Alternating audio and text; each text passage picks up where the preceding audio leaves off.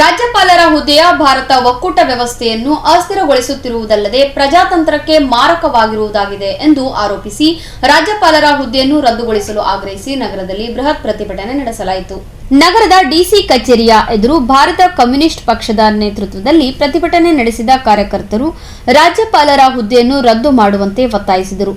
ಭಾರತದ ಒಕ್ಕೂಟ ವ್ಯವಸ್ಥೆಯನ್ನು ಅಸ್ಥಿರಗೊಳಿಸಲು ರಾಜಕೀಯವಾಗಿ ದುರ್ಬಳಕೆಯಾಗುತ್ತಿರುವ ಹಾಗೂ ಪ್ರಜಾತಂತ್ರಕ್ಕೆ ಮಾರಕವಾಗಿರುವ ರಾಜ್ಯಪಾಲರ ಹುದ್ದೆಯನ್ನು ರದ್ದುಗೊಳಿಸಲು ಸಂವಿಧಾನಾತ್ಮಕವಾಗಿ ಅಗತ್ಯ ಕ್ರಮ ಕೈಗೊಳ್ಳಬೇಕು ಎಂದು ಆಗ್ರಹಿಸಿದರು.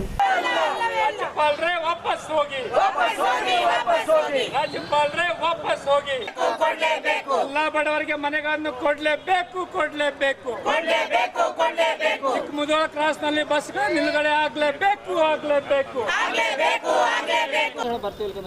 ಇವತ್ತು ರಾಜ್ಯಪಾಲರು ರಾಜಭವನವನ್ನು ರಾಜಕೀಯ ಕೇಂದ್ರವನ್ನಾಗಿ ಮಾಡಿದ್ದಾರೆ.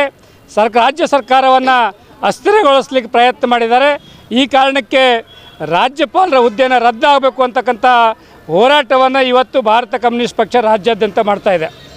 ಯಾವ ರಾಜ್ಯಪಾಲರ ಹುದ್ದೆ ನಿಷ್ಪಕ್ಷವಾಗಿ ಯಾವುದೇ ಪಕ್ಷಕ್ಕಿರಲಾರ್ದೇ ಎಲ್ರಿಗೂ ಸಮಾನವಾಗಿ ಸಂವಿಧಾನವನ್ನು ಎತ್ತಿ ಹಿಡಿಬೇಕಾಗಿತ್ತು.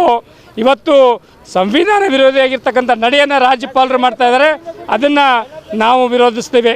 ಇವತ್ತೇನದ ರಾಜ್ಯಪಾಲರು ಬೇರೆ ರಾಜ್ಯಪಾಲರನ್ನ ಇಟ್ಕೊಂಡು ಕೇಂದ್ರ ಸರ್ಕಾರ ಏನು BJP ಅಲ್ಲದೆ ಇರ್ತಕ್ಕಂಥ ರಾಜ್ಯ ಸರ್ಕಾರವನ್ನು ಉಳಿಸ್ಲಿಕ್ಕೆ ಪ್ರಯತ್ನ ಮಾಡಿದೆ.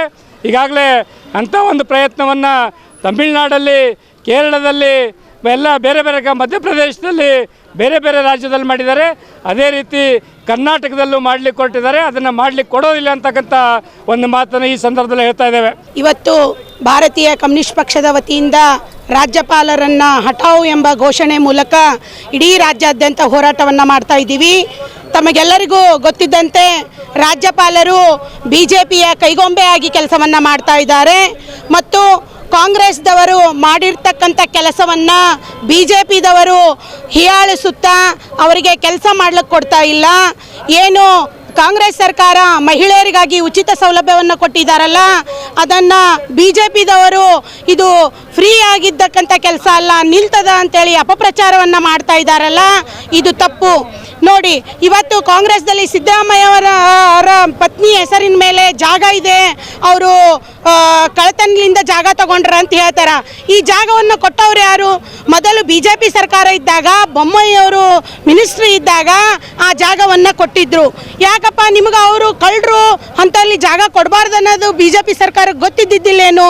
ಅಂದರೆ ಇವತ್ತು ಗಂಡ ಹೆಂಡತಿ ನಡುವೆ ಕೂಸು ಬಡುವಾಗಿದೆ ಅಂತನ್ನಕ್ಕ ಕಾರಣ ಇದೆ. ಯಾಕಪ್ಪ ಅಂತಂದರೆ ಕಾಂಗ್ರೆಸ್ ಮತ್ತು BJP ನಾನು ಕಳ್ಳ ಅಂತೇಳಿ ಜಗಳಾಡ್ಕೊಂತ ಇಡೀ ರಾಜ್ಯದಲ್ಲಿರ್ತಕ್ಕಂಥ ಜನರಿಗೆ ಮೋಸವನ್ನು ಮಾಡ್ತಾ ಇದ್ದಾರೆ. 2 ವರ್ಷ ಅಧಿಕಾರಕ್ಕೆ ಬಂದಾಗಿನಿಂದ ಬಡವರಿಗೆ ಸಿಗ್ತಕ್ಕಂಥ ಯಾವುದೇ ಸೌಲಭ್ಯಗಳನ್ನು ಹೊರಡಿಸಿಲ್ಲ. ಯಾವುದು ಮೈನಾರಿಟಿ ಇರ್ಬೋದು, ಡಿ ದೇವರಾಜ ಅರಸು ಇರ್ಬೋದು, ಹಿಂದುಳಿದ ವರ್ಗ, ಅಂಬೇಡ್ಕರ್ ನಿಗಮ, ವಾಲ್ಮೀಕಿ ನಿಗಮ, ಯಾವುದೇ ಬರ್ತಕ್ಕಂಥ ಸೌಲಭ್ಯಗಳನ್ನು, ಅನುದಾನಗಳನ್ನು ಬಡವರಿಗೆ ಮುಟ್ಟಿಸಿಲ್ಲ.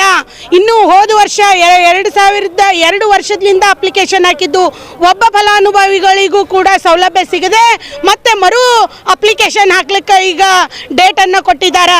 ಅಂದರೆ ಇವರಿವರ ಜಗಳದಲ್ಲಿ ಹೋರಾಟಗಳನ್ನು ಮಾಡ್ಕೊಂತ ಇವರಿಗೆ ಬೈಕೊಂತಾನೆ ಜನರಿಗೆ ಮೋಸ ಮಾಡ್ತಾ ಇದ್ದಾರೆ. ಈ ರೀತಿ ಮಾಡಬಾರ್ದು. ರಾಜ್ಯಪಾಲರು ಯಾವುದೇ ಅಧಿಕಾರದವರಲ್ಲ, ಇವರು ಜನರ ಸಲುವಾಗಿ, ಜನರ ಹಿತಕ್ಕಾಗಿ ರಾಜ್ಯಪಾಲರ ಹುದ್ದೆ ಕೆಲಸ ಮಾಡಬೇಕು ಅಂತೇಳಿ ನಾವು ಇವತ್ತು ಹೇಳಲಿಕ್ಕೆ ಇಚ್ಛಪಡ್ತಾ ಇದ್ದೀವಿ. ಪ್ರತಿಭಟನೆಯಲ್ಲಿ ಮಹೇಶ್ ಕುಮಾರ್ ರಾಠೋಡ್, ಮೌಲಾ ಮುಲ್ಲಾ, ಪ್ರಭುದೇವ್ ಯಳಸಂಗಿ, ಪದ್ಮಾವತಿ ಮಾಲಿ ಪಾಟೀಲ್, ಭೀಮಾಶಂಕರ್ ಮಾಡಿಯಾಳ್ ಸೇರಿದಂತೆ ಅನೇಕರು ಉಪಸ್ಥಿತರಿದ್ದರು.